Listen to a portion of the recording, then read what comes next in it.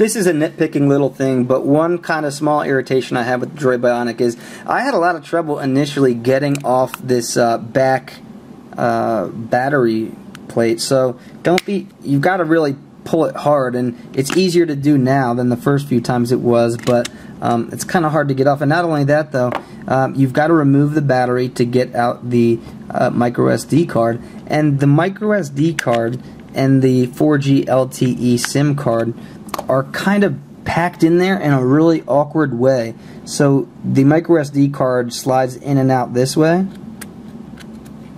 and you can see by that little picture exactly the way that it's supposed to go in, but it's in like a weird position, so it's kind of hard to like jam it in there. It's just kind of frustrating and irritating. I mean, you can get it within a few seconds. It's just kind of annoying. And then of course there's the same issue with the 4G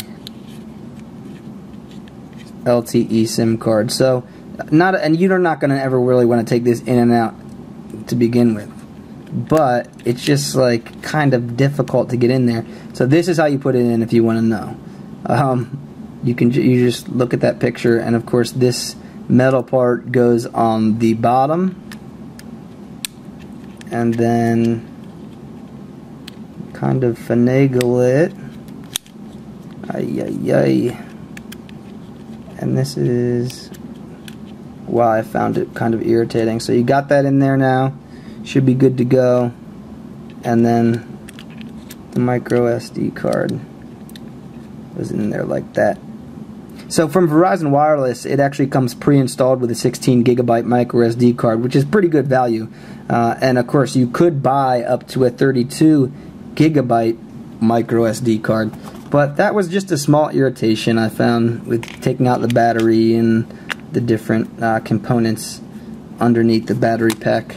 But I know it's nitpicking, just a small thing, but again, when you're talking about such a beast of a phone, it's like you want to try and pick apart the few small flaws it has, because otherwise you're just talking about yet another great Android phone, which we are. So there you go, a little tiny complaint of the Motorola Droid Bionic.